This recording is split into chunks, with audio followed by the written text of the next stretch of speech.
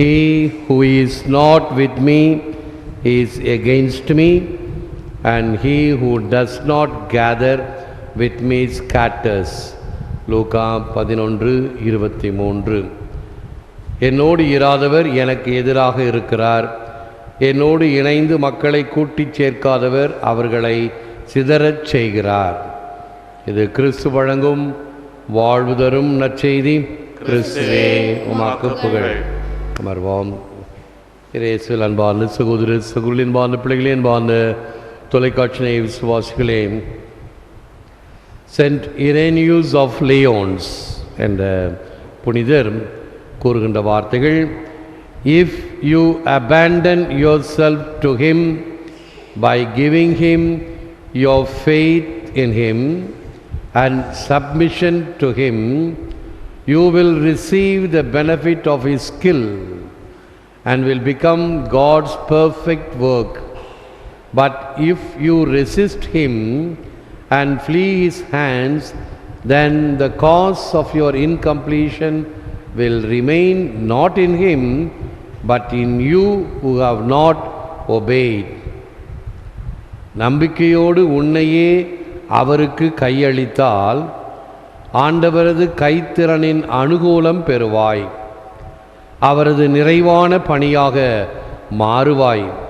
மாறாக அவரை எதிர்த்து அவர் கரத்தினின்று விலகிச் சென்றால் நீ முழுமையடையாததற்கு காரணம் அவரில் அல்ல, கீழ்ப்படியாத உன்னில் உள்ளது. ஐ சரண்டர் ஆல் என்று ஒரு பாடல், திருவழிபாட்டு பாடல் உள்ளது. இயேசுவே, நான் அனைத்தையும் உம்மிடம் சரணாகதி ஆக்குகிறேன் என்று சொல்லும் பொழுது இறைவன் நம்மை முழுமையாக ஏற்றுக்கொள்கின்றார். ஏற்றுக்கொண்டு நம்மிடம் இருக்கக்கூடிய பலவீனங்களை அவர் பூர்த்தி செய்கிறார், நிறைவாக்குகிறார். ஆகவேதான் வழக்கமாக மனிதர்களுடைய கண்ணோட்டம் சிறந்த தகுதிகளை வைத்து ஆட்களை வேலைக்கு தேர்ந்தெடுப்பது மனிதனுடைய வழக்கம், பழக்கம். ஆனால் கடவுளுடைய அழைப்பு மனிதனை தேர்ந்தெடுத்து தன்னுடைய அருளினால் அவனை நிறைவு செய்கிறார். He calls them and qualifies them.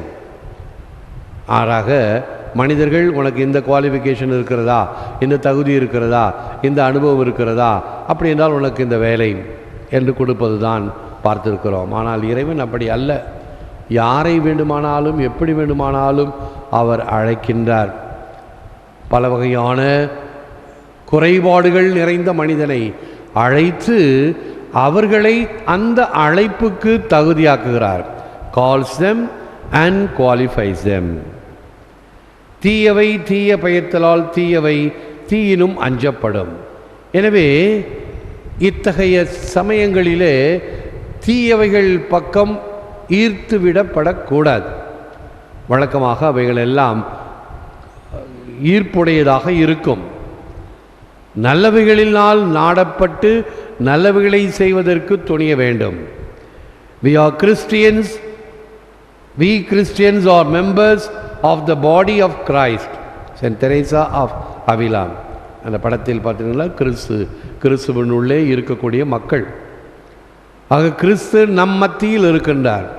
நீர் துன்புறுத்தும் கிறிஸ்து நான் தானே என்று புனித சின்னப்பரிடம் சொல்லும் பொழுது அந்த மிஸ்டிக்கல் பாடி ஆஃப் கிரைஸ்ட், எங்கே 2 அல்லது 3 பேர் என் பெயரால் ஜெபிக்கிறீர்களோ அங்கு நான் இருக்கிறேன் என்று சொல்லும் பொழுது ஆண்டவர் இங்கே நம்மில் பிரசன்னமாக இருக்கிறார் என்பதையும், கிறிஸ்தவர்களாகிய நாம் கிறிஸ்துவின் உடலின் அங்கத்தினர்கள், நாம் எல்லாரும் சேர்ந்து அந்த கிறிஸ்துவினுடைய உடலாக இருக்கிறோம். The body of the search.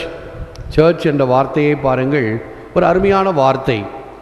முதலில் 2 எழுத்துக்கள் CH, இறுதியிலே 2 எழுத்துக்கள் CH.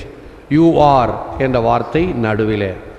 நாம் மையமாக வைத்து நாம இருப்பதுதான் திருச்சபை.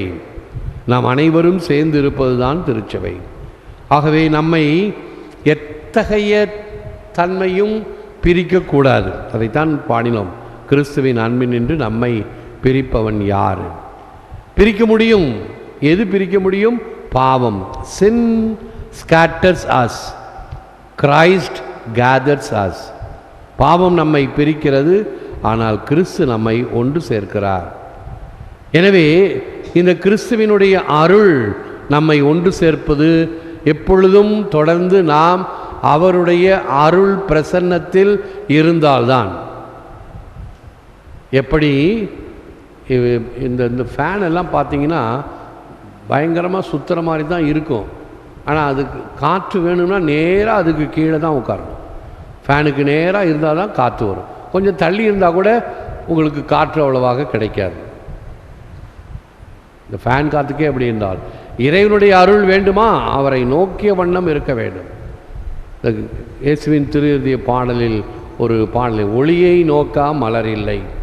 ஒரு மலரோ ஒரு செடியோ நீங்கள் ஜன்னலில் வச்சு வளர்த்தீங்கன்னா அது தானாக அந்த ஒளியை நோக்கி திரும்பிக் கொள்ளும். அப்படி நம்முடைய ஆன்மாக்கள் இறைவனை நோக்கி, இறை ஒளியை நோக்கி திரும்பக்கூடிய வகையில் அமைய வேண்டும். செபிப்போம், முழந்தாள் இருப்போம். Lord Jesus, be the ruler of my heart and the master of my home. May there be nothing in my life that is not under your lordship. ஆண்டவராகிய இயேசுவே, என் இல்லத் தலைவராகவும் இதய அரசராகவும் இருப்பீராக. உமது ஆளுகைக்கு உட்படாத எதுவும் என் வாழ்வில் இல்லாமல் இருப்பதாக. எல்லாம் வல்லவரே, நல்லவரே, உம்மை போற்றுகிறோம், புகழ்கிறோம், நன்றி கூறுகின்றோம், ஆராதிக்கின்றோம். தேவரிதாமே இந்த நற்கருணையிலே எமக்காக விற்றிருக்கின்றீர். உமக்கே நன்றி, துதி, தோத்திரம், புகழ், ஆராதனை என்றும் உண்டாவதாக. உம்மிடமிருந்து என்றும் பிரியாத நிலையில் நாங்கள் இருக்க செய்தருளும். எங்களுடைய குற்றம் குறைகளை குறைத்து நிறைகளை வளர்த்து நாங்கள் என்றும் உம்மை நோக்கியவர்களாக, உமது குரலை கேட்டு நடப்பவர்களாக, உமது ஒளியில் வாழ்பவர்களாக இருக்கச் செய்தருளும். எங்களுக்கு வேண்டிய உமது அருளையும் ஆசிரியம் நிறைவாக தாரும். எங்களுடைய ஜெபத்தை கேட்டலும், விண்ணப்பங்களை கேட்டலும், யாருக்காக ஜெபிக்கின்றோமோ அவர்களுக்காகவும் தேவரிதாமே மனமிறங்கி அருளையும் ஆசிரியம் தாரும். இங்கே ஆலயத்தில் இருப்பவர்கள் மட்டுமல்லாமல் இந்த வல்லமையான நேரத்தில் ஊடகங்களின் வழியாக உம்மை பார்த்து ஜெபித்து கொண்டிருக்கிற மக்கள் அனைவரையும் ஆசீர்வதியும்.